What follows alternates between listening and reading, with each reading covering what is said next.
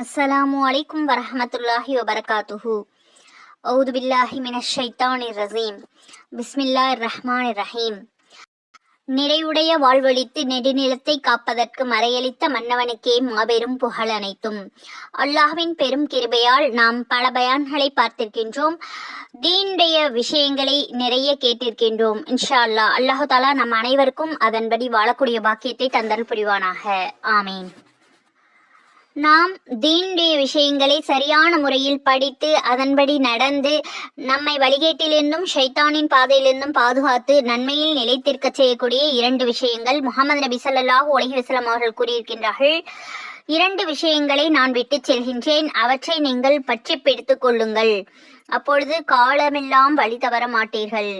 1 குர்ஆன், 2வது அல்லாஹுடைய திருத்தூதர் முஹம்மது நபி ஸல்லல்லாஹு அலைஹி வஸல்லம் அவர்களை பின்பற்றி வாழக்கூடிய சுன்னத்தான வழிமுறை.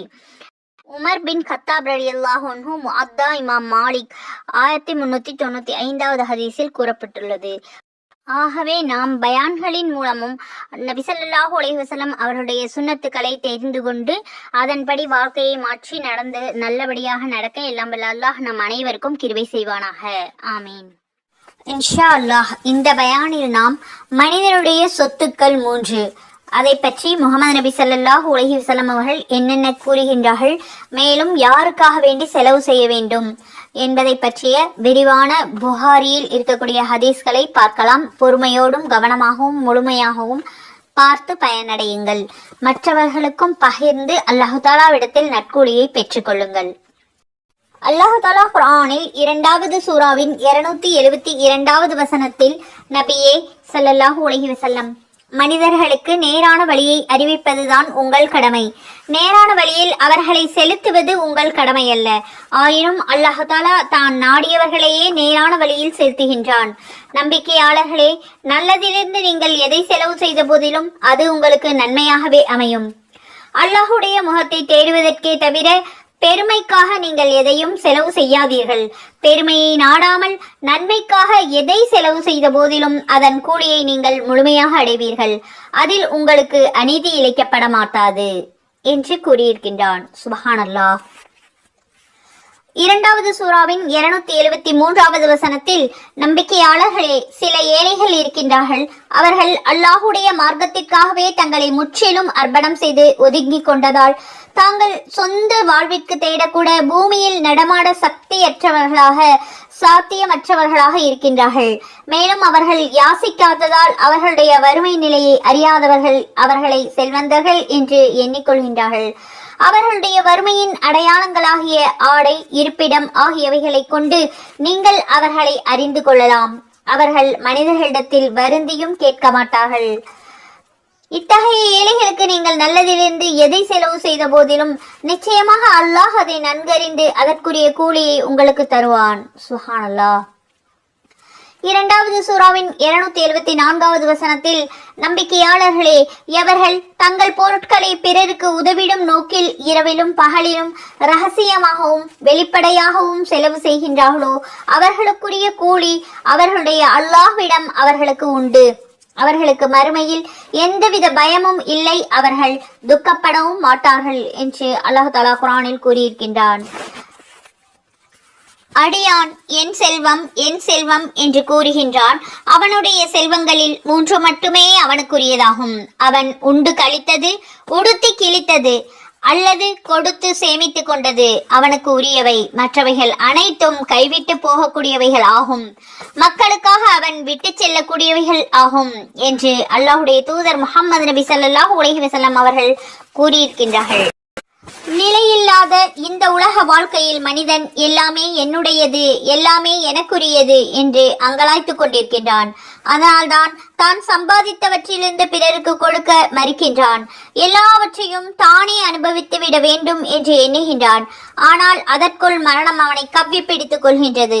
சரி, இதை பார்க்கின்ற மற்றொரு மனிதனாவது திருந்துகின்றானா என்றால் இல்லை, அவனும் அப்படித்தான் செயல்படுகின்றான். ஆக மனித இனமே அத்தகைய நிலையில்தான் உள்ளது என்பதை நாம் அறிய முடிகின்றது. ஒருவன் தான் வாழ்கின்ற பொழுது சம்பாதித்து சேர்த்து வைத்தவர்கள் எல்லாம் அவனுக்குரியவை அல்ல என்றும், அவன் நல்லபடியாக உண்டு கழித்ததும் சிறந்த ஆடைகளை உடித்து கிழித்ததும் இயன்றவரை பிறருக்கு கொடுத்து சேமித்துக் கொண்டதும் தான் அவனுக்கு உரியவை என்று அல்லாஹுடைய தூதர் முஹம்மது நபி ஸல்லல்லாஹு அலைஹி வஸல்லம் அவர்கள் கூறியிருக்கின்றார்கள். எவ்வளவு உயரிய தூர பார்வை! இத்தகைய தூர பார்வை எல்லா மனிதர்களுக்கும் இருந்துவிட்டால் இந்த உலகில் பொருளாதாரத்தை ஈட்டுவதில் அவர்களுக்கு மத்தியில் போட்டி, பொறாமை, வஞ்சகம், சூது இவை எல்லாம் நொடி பொழுதில் அற்று போய்விடும். எல்லோரும் நிம்மதியாக வாழ்வார்கள். தர்மம் செய்வதிலும் பிறருக்கு வாரி வழங்குவதிலும் மனிதன் போட்டி போட தொடங்கி விடுவான். உண்டு கழித்தது என்றால் ஒருவன் தனக்காக உண்பதையே குறிக்கும். அதே நேரத்தில் தன்னுடைய பிள்ளைகள், மனைவிகள் ஆகியவர்களுக்கு வாங்கி கொடுப்பதும் தர்மமாகும்.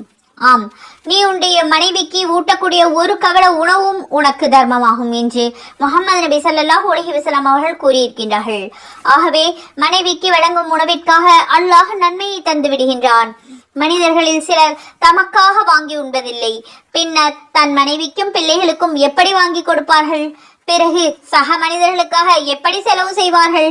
ஒவ்வொரு நாளும் 2 வானவர்கள் இறங்குகின்றார்கள். அந்த இருவரும் ஒருவர், அல்லாஹ்வே தர்மம் செய்பவர்களுக்கு பிரதிபலனை அளித்திடுவாயாக என்று துஆ செய்வார்.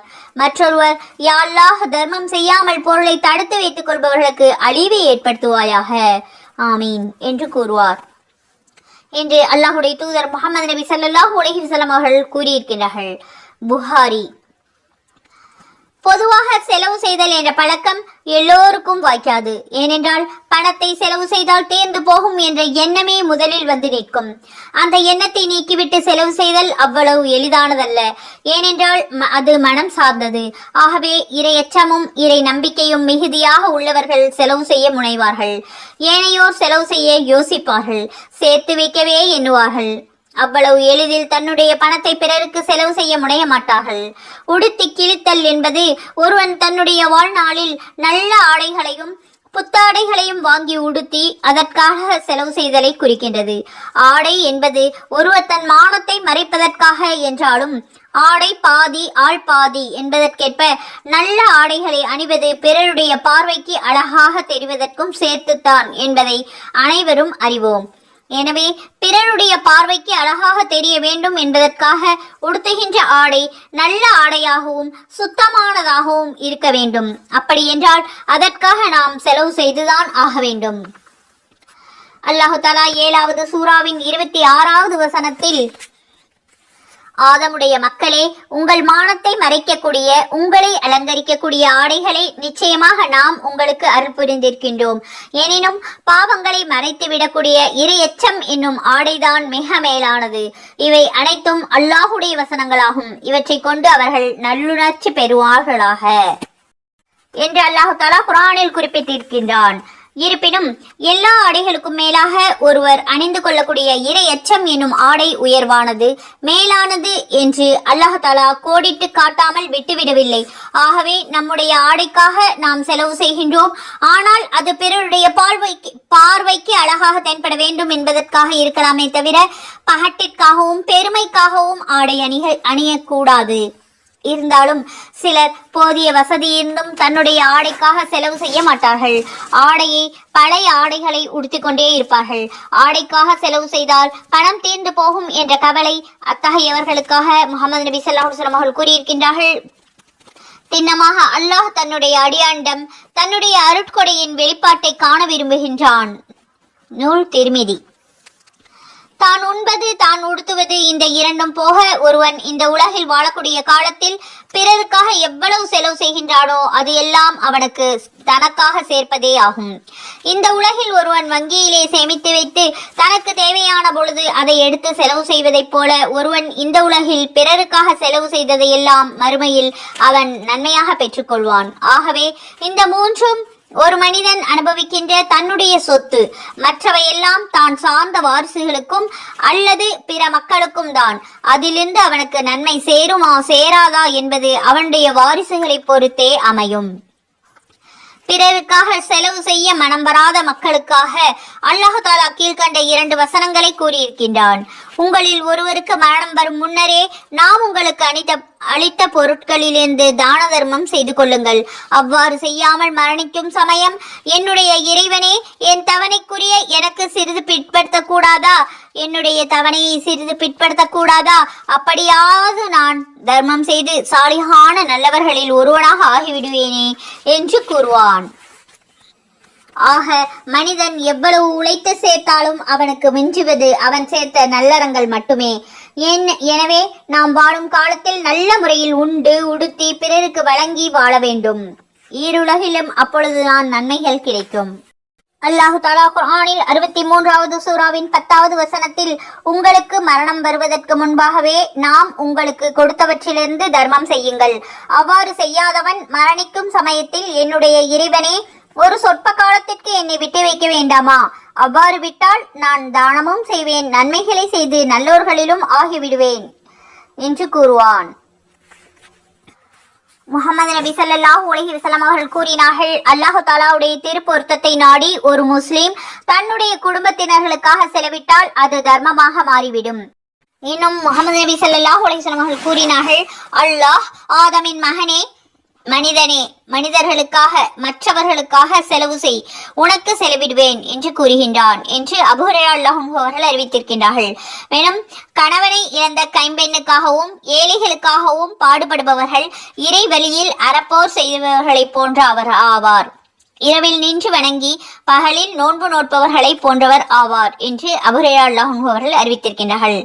சஅத் இப்னு அபி வக்காஸ் ரலியல்லாஹு அன்ஹு அவர்கள் கூறினார்கள், நான் மக்காவில் நோய்வாய் பட்டிருந்த பொழுது முஹம்மது நபி ஸல்லல்லாஹு அலைஹி வஸல்லம் அவர்கள் என்னை நலம் விசாரித்து வந்தார்கள். நான், அல்லாஹ்வுடைய தூதரே, என்னிடம் செல்வம் உள்ளது, எனது செல்வம் முழுவதையும் தர்மத்திற்காக நான் மரண சாசனம் எழுதி வைத்து விடட்டுமா என்று கேட்டேன். அவர்கள் வேண்டாம் என்று பதிலளித்தார்கள். நான் பாதியை மரண சாசனம் செய்து விடட்டுமா என்று கேட்டேன். அதற்கும் அவர்கள் வேண்டாம் என்று சொன்னார்கள். நான், அப்படியென்றால் 1/3 பங்கை மரண சாசனம் செய்யட்டுமா என்று கேட்டார்கள். அதற்கு அவர்கள், 1/3 பங்கா? 1/3 பங்கு கூட அதிகம்தான். நீங்கள் உங்களுடைய வாரிசுகளை மக்களிடம் கையேந்தக்கூடிய ஏழைகளாக விட்டுச் செல்வதை விட அவர்களுக்கு தன்னிறைவு கொண்டவர்களாக விட்டுச் செல்வதே சிறந்ததாகும். நீங்கள் அவர்களுக்காக எதை செலவு செய்தாலும் அது நீங்கள் செய்த தர்மமே. எந்த அளவிற்கு என்றால், நீங்கள் உங்கள் மனைவியின் வாயில் இழுகின்ற ஒரு கவளம் உணவு கூட தர்மமாக உங்களுக்கு எழுதப்படும். அல்லாஹு தஆலா உங்களுக்கு நீண்ட ஆயுளை அளிக்கக்கூடும்.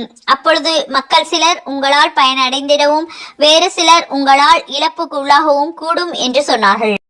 அபு சாலிஹ் தக்வான் அஸ்-சம்மான் ரஹ்மத்துல்லாஹி அலைஹி அவர்கள் கூறினார்கள், முஹம்மது நபி ஸல்லல்லாஹு அலைஹி வஸல்லம் அவர்கள், ஒருவர் தமக்கு தேவையானதை போக மீதத்தை தன்னிறைவான நிலையில் செய்யும் தர்மமே சிறந்த தர்மமாகும். மேலே உள்ள கொடுக்கும் கைதான் தாழ்ந்துள்ள வாங்கும் கையை விட சிறந்ததாகும். உன்னுடைய வீட்டார்களிடமிருந்து நீ தர்மத்தை தொடங்கு என்று கூறினார்கள் என அபூ ஹுரைரா ரலியல்லாஹு அன்ஹு அவர்கள் கூறினார்கள். கணவனிடம் மனைவி, எனக்கு உணவளி அல்லது என்னை மனவிலக்கு செய்துவிடு என்று கூறுகிறாள். அடிமை தன் எஜமானிடம், எனக்கு உணவளி, என்னிடம் நீ வேலை வாங்கிக்கொள் என்று கூறுகின்றான். மகன் தன் தந்தையிடம், எனக்கு உணவளியுங்கள், உங்களை விட்டால் வேறு யார்தான் எனக்கு பொறுப்பு என்று கூறுகின்றான் என கூறினார்கள். மக்கள் அபூ ஹுரைரா ரலியல்லாஹு அன்ஹு அவர்களே, இதையுமா நீங்கள் இறை தூதர் ஸல்லல்லாஹு அலைஹி வஸல்லம் அவர்களிடமிருந்து கேட்டீர்கள் என்று கேட்டார்கள். அதற்கு அபூ ஹுரைரா ரலியல்லாஹு அன்ஹு அவர்கள், இல்லை, இது எனது கூற்றாகும் என்று கூறினார்கள். முஹம்மது நபி ஸல்லல்லாஹு அலைஹி வஸல்லம் அவர்கள் கூறினார்கள், தன்னிறைவு பெற்ற நிலையில் தேவை போக எஞ்சியதை வழங்குவதே சிறந்த தர்மமாகும். உன்னுடைய வீட்டார்களிடமிருந்து உன்னுடைய தர்மத்தை தொடங்கு என்று அபூ ஹுரைரா ரலியல்லாஹு அன்ஹு அவர்கள் கூறினார்கள்.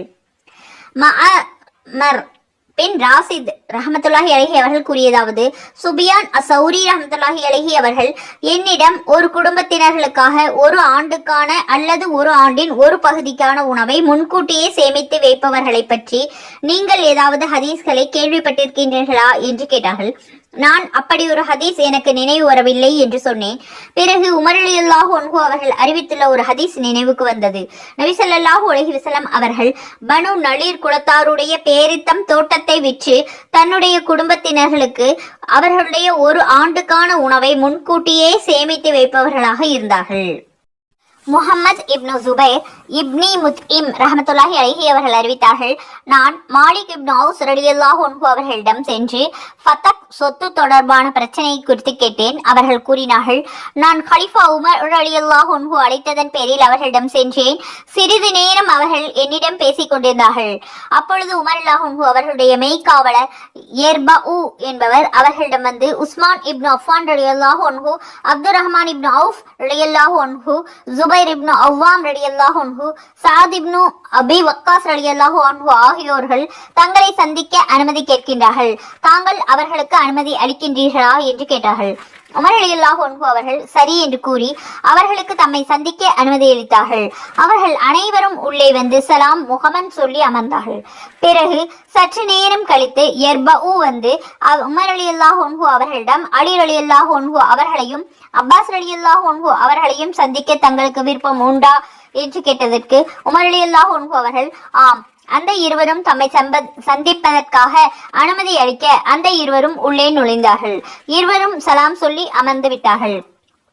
அப்பாஸ் ரலியல்லாஹு அன்ஹு அவர்கள், இறை நம்பிக்கையாளர்களுடைய தலைவரே, எனக்கும் இவருக்கும் அலிக்கும் இடையே தீர்ப்பளியுங்கள் என்று கூறினார்கள். அப்போது உஸ்மான் ரலியல்லாஹு அன்ஹு அவர்களும் அவர்களுடைய நண்பர்களும் அடங்கிய குழுவினர்கள், இறை நம்பிக்கையாளர்களுடைய தலைவரே, இந்த இருவருக்கிடையே தீர்ப்பளித்து ஒருவர் பிடியிலிருந்து மற்றவர்களை விடுவித்து விடுங்கள் என்று கூறினார்கள். அதற்கு உமர் ரலியல்லாஹு அன்ஹு அவர்கள், போருங்கள், எந்த அல்லாஹுடைய கட்டளையால் வானமும் பூமியும் நிலை பெற்றிருக்கின்றனவோ அவன் பொருட்டால் உங்களிடம் கேட்கின்றேன். இறை தூதர் ஸல்லல்லாஹு அலைஹி வஸல்லம் அவர்கள், நபிமார்களான எங்களுக்கு யாரும் வாரிசாக மாட்டார்கள். நாங்கள் விட்டு செல்வதெல்லாம் தர்மமே. இறை தூதர்களாகிய தம்மை குறித்து சொன்னதை நீங்கள் அறிவீர்களா என்று அந்த குழுவினர்களிடம் கேட்டார்கள். அந்த குழுவினர்கள் அவ்வாறு நபி ஸல்லல்லாஹு அலைஹி வஸல்லம் அவர்கள் சொல்லத்தான் செய்தார்கள் என்று பதிலளித்தார்கள். பிறகு உமர் ரலியல்லாஹு அன்ஹு அவர்கள் வாதியும் பிரதிவாதியுமான அலி ரலியல்லாஹு அன்ஹு அவர்களையும் அப்பாஸ் ரலியல்லாஹு அன்ஹு அவர்களையும் நோக்கி, அல்லாஹ்வின் பொருட்டால் உங்கள் இருவரிடமும் கேட்கின்றேன், இறை தூதர் ஸல்லல்லாஹு அலைஹி வஸல்லம் அவர்கள் அவ்வாறு சொன்ன ஹதீஸை நீங்கள் அறிவீர்களா என்று கேட்டார்கள். அந்த இருவரும் ஆம், அவ்வாறு நபி ஸல்லல்லாஹு அலைஹி வஸல்லம் சொல்ல கேட்டிருக்கின்றேன் என்று கூறினார்கள். உமர் ரலியல்லாஹு அன்ஹு அவர்கள், அவ்வாறு என்றால் உங்களிடம் நான் இந்த பிரச்சனையை குறித்து பேசுகின்றேன். போரிடாமல் கிடைத்த இந்த செல்வத்திலிருந்து சிறிதை தன் தூதருக்கு உரியதாக அல்லாஹ் ஆக்கியிருந்தான். அவர்களை தவிர வேறு எவருக்கும் அவன் அதை அளிக்கவில்லை என்று கூறிவிட்டு, அல்லாஹ் எந்த செல்வத்தை எதிரிகளான அவர்களுடைய பிடியிலிருந்து விடுவித்து தன் தூதரிடம் திருப்பி அளித்தானோ அந்த செல்வம் உங்கள் குதிரைகளையும் ஒட்டகங்களையும் அறப்போரிடுவதற்காக நீங்கள் ஓட்டிச் சென்றதால் கிடைத்ததல்ல. மாறாக அல்லாஹ் தான் நாடுகிறவர்கள் மீது தன்னுடைய தூதர்களுக்கு அதிகாரம் வழங்குகின்றான். மேலும் அல்லாஹு தாலா அனைத்தின் மீதும் பேராற்றல் உடையவனாக இருக்கின்றான் என்ற 59வது சூராவுடைய 6வது வசனத்தை ஓதி காட்டினார்கள். தொடர்ந்து, எனவே இது அல்லாஹுடைய தூதருக்கான ஒதுக்கப்பட்ட செல்வமாகும்.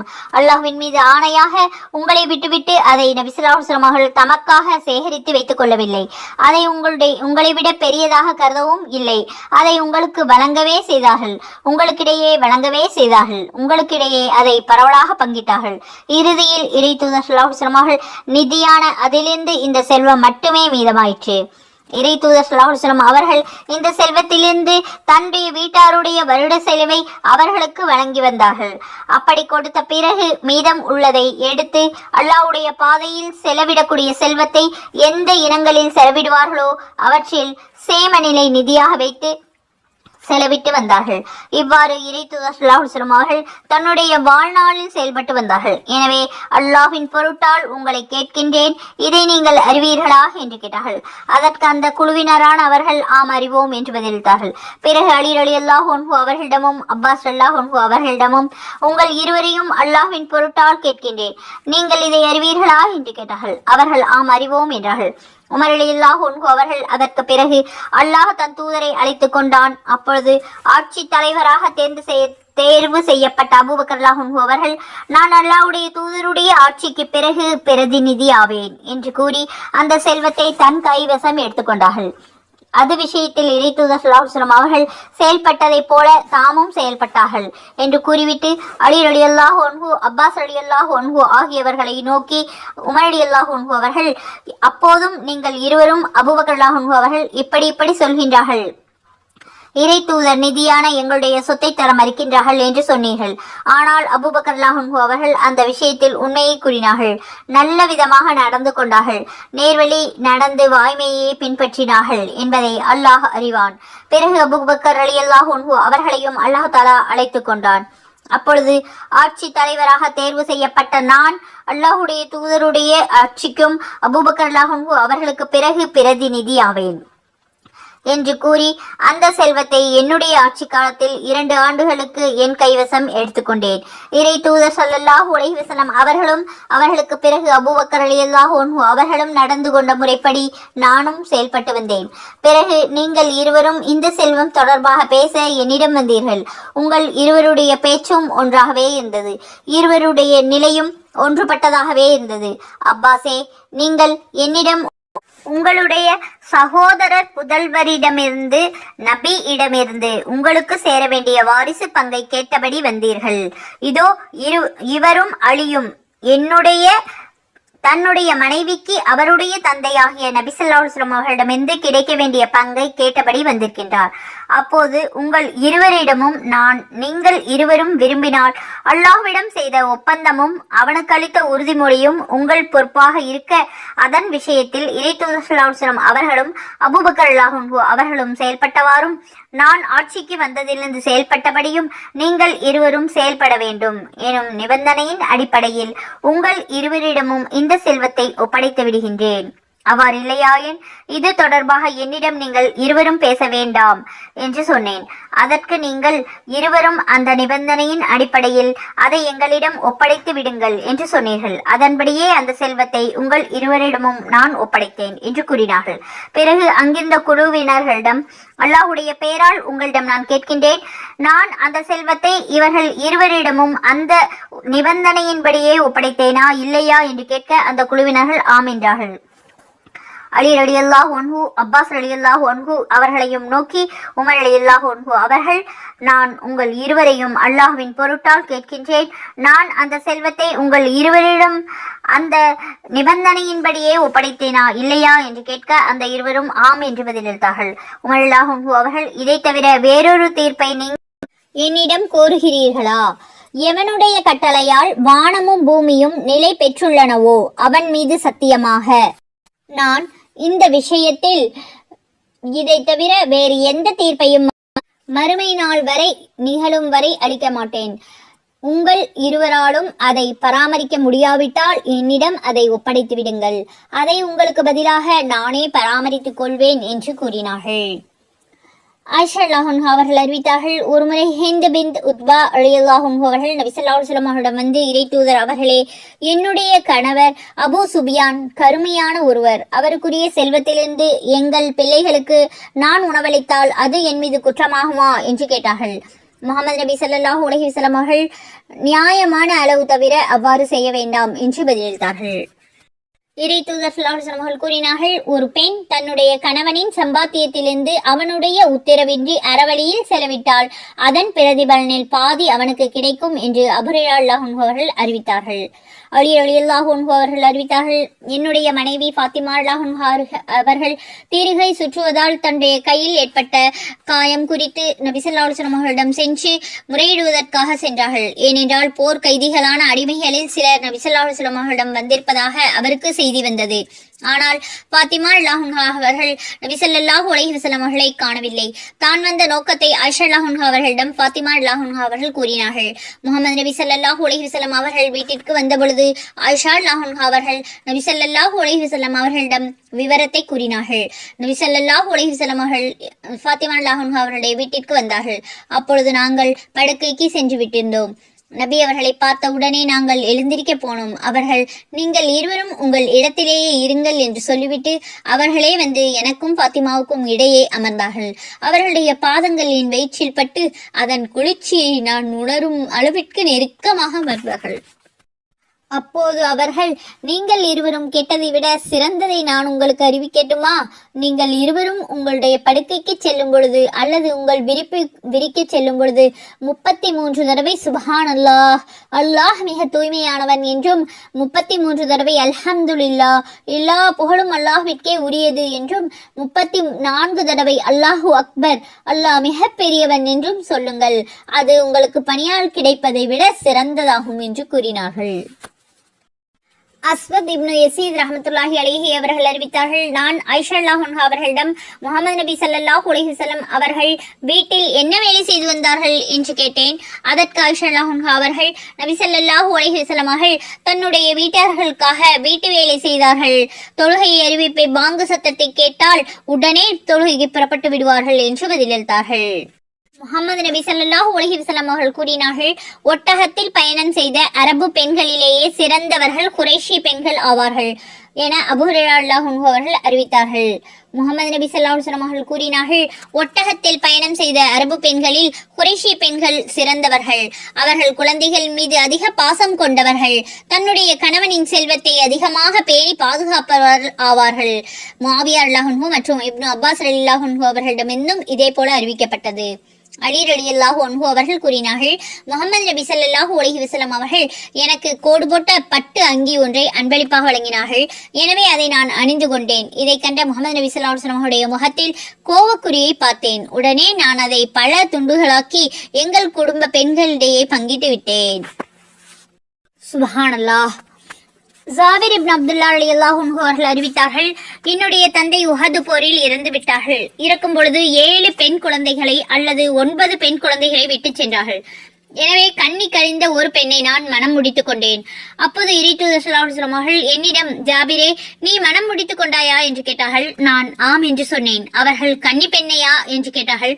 கண்ணி கழிந்த பெண்ணையா, யாரை மணந்தாய் என்று கேட்டார்கள்.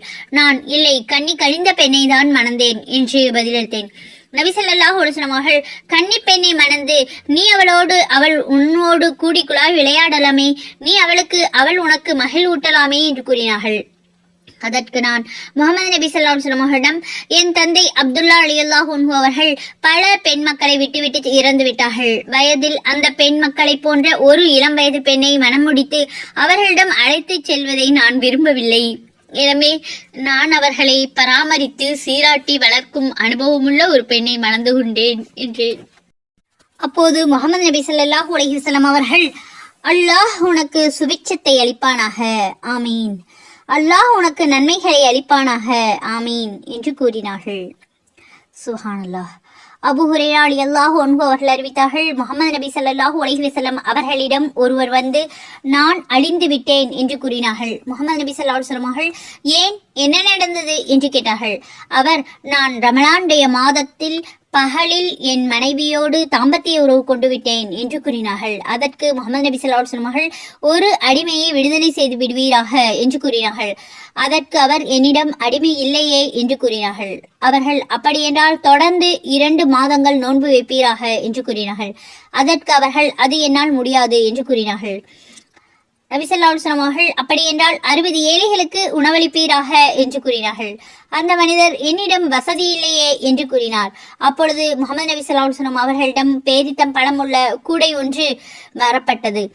உடனே நபி ஸல்லல்லாஹு அலைஹி வஸல்லம் அவர்கள் கேள்வி கேட்டவர்கள் எங்கே என்று கேட்டார்கள். அவர், இதோ நான் அது என்று பதிலளித்தார்கள். நபி ஸல்லல்லாஹு அலைஹி வஸல்லம் அவர்கள், இதை தர்மம் செய்யுங்கள் என்று கூறினார்கள்.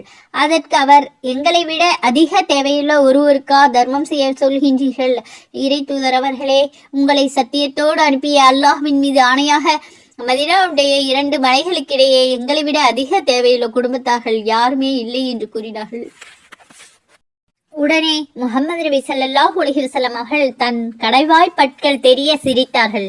பிறகு, அப்படியென்றால் நீங்கள் தான் அதற்குரியவர்கள் என்று கூறினார்கள். சுப்ஹானல்லாஹ்.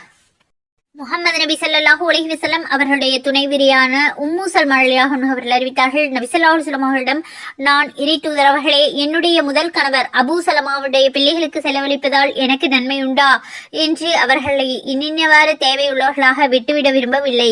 அவர்களும் என் பிள்ளைகளே என்று கேட்டேன். நபி ஸல்லல்லாஹு அலைஹி வஸல்லம் அவர்கள், ஆம், அவர்களுக்காக நீ செலவிட்டால் அதற்கான நன்மை உனக்கு உண்டு என்று பதிலளித்தார்கள். அல்லாஹு தாலா குர்ஆனில் 33வது சூராவின் 41வது வசனத்தில், நம்பிக்கையாளர்களே, அல்லாஹ்வை அதிகமாக நினைவு கூறுங்கள் என்றும் 33வது சூராவின் 42வது வசனத்தில், காலையிலும் மாலையிலும் அவனை துதி செய்து வாருங்கள் என்றும் கூறியிருக்கின்றான். இன்னொரு இடத்தில் 22வது சூராவின் 35வது வசனத்தில், அவர்கள் எத்தகையவர்கள் என்றால், அல்லாஹுடைய திருப்பெயர் கூறப்பட்டால் அவர்களுடைய உள்ளங்கள் பயந்து நடுங்கிவிடும். அவர்களுக்கு ஏற்படக்கூடிய சிரமங்களை பொறுமையோடு சகித்துக் கொள்வார்கள். தொழுகைகளையும் கடைபிடிப்பார்கள். நாம் அவர்களுக்கு வழங்கியவற்றில் தானம் செய்வார்கள் என்று அல்லாஹு தஆலா குர்ஆனில் கூறியிருக்கின்றான். ஆகவே இன்ஷா அல்லாஹ் நாம் ஹதீஸை கேட்டு அதன்படி நடக்கக்கூடிய பாக்கியத்தை அல்லாஹு தஆலா நம் அனைவருக்கும் தந்தருள்வானாக.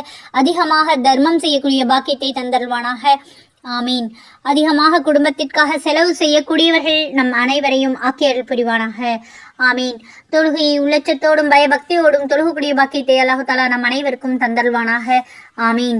குர்ஆனை அனுதினமும் அழகிய முறையில் ஓதக்கூடிய பாக்கியத்தை தந்தருள்வானாக. ஆமீன். மறுமைக்காக வேண்டி அதிகமான நன்மைகளை சேர்த்து வைத்துக் கொள்ளக்கூடிய பாக்கியத்தை தந்தருள்வானாக. ஆமீன். நாம் மௌத்தாகுவதற்கு நல்லபடியாக அதிகமாக தர்மம் செய்யக்கூடிய பாக்கியத்தை தந்தருள்வானாக. ஆமீன். ஹதீஸ்களில் எதையெல்லாம் கேட்டோமோ கற்றுக்கொண்டோமோ அதன்படி அமல் செய்யக்கூடிய பாக்கியத்தை அல்லாஹ் தஆலா நம் அனைவருக்கும் தந்தருள்வானாக. ஆமீன். அல்லாஹ் தஆலா நம் அனைவருக்கும் முஹம்மது நபி ஸல்லல்லாஹு அலைஹி வஸல்லம் அவருடைய சிபாரிசை தந்தருள்வானாக. ஆமீன். நபி ஸல்லல்லாஹு அலைஹி வஸல்லம் அவருடைய ஒவ்வொரு சுன்னத்துக்களையும் பேணி நடக்கக்கூடிய பாக்கியத்தை அல்லாஹ் தஆலா நம் அனைவருக்கும் தந்தருள்வானாக. ஆமீன். அல்லாஹ் தஆலா நம் அனைவருக்கும் நபி ஸல்லல்லாஹு அலைஹி வஸல்லம் மீது ஸலவாத் அதிகமாக ஓதக்கூடிய பாக்கியத்தை தந்தருள்வானாக. ஆமீன். அல்லாஹ் தஆலா நம் அனைவருக்கும் ஹஜ்ஜை நசீபாக்குவானாக. ஆமீன். சொர்க்கத்தை வாஜிபாக்கி நரகத்தை ஹராமாக்குவானாக. ஆமீன். அல்ஹம்துலில்லாஹ். இதுவரை பொறுமையாக பயான் கேட்டு மற்றும் துஆக்களுக்கு ஆமீன் சொன்ன உங்கள் அனைவருக்கும் அல்லாஹ் தஆலா நேர் வழிகாட்டுவானாக. அல்லாஹ் தஆலா அதற்குரிய நன்மைகளை தந்தருள்வானாக. ஆமீன். அல்லாஹ் தஆலா நம் அனைவருக்கும் உடல் ஆரோக்கியத்தையும் உள்ள நலத்தையும் நின்று தொழுகக்கூடிய பாக்கியத்தையும் மறுமை வரை மௌத்தாகும் வரை தந்தருள்வானாக. ஆமீன். பொறுமையோடு பயான் கேட்ட உங்கள் அனைவருக்கும் அல்லாஹ் தஆலா நற்கூலியை தருவானாக. ஆமீன். லைக் செய்து கமெண்ட் செய்யுங்கள். பயான்களை முழுமையாக கேட்டு பயனடையுங்கள். மற்றவர்களுக்கும் பகிர்ந்து அல்லாஹ்விடத்தில் நற்கூலியை பெற்றுக்கொள்ளுங்கள். ஜஸாக்கல்லாஹு கைரா. அஸ்ஸலாமு அலைக்கும் வரஹ்மத்துல்லாஹி வபரகாத்துஹு வ மக்ஃபிரத்துஹு.